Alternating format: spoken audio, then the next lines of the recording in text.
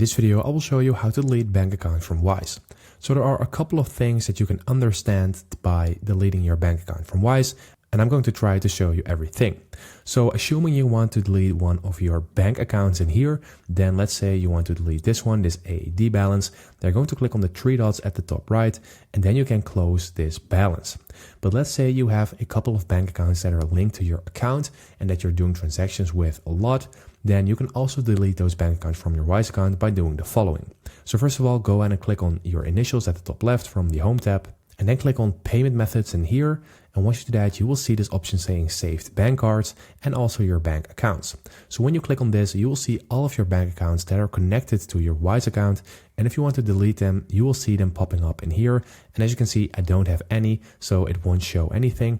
But if you have, then you can just delete them from here by clicking on the trash icon. So these are the things that you can do to delete a bank account from Wise. I hope this video was helpful. Thank you for watching. Subscribe.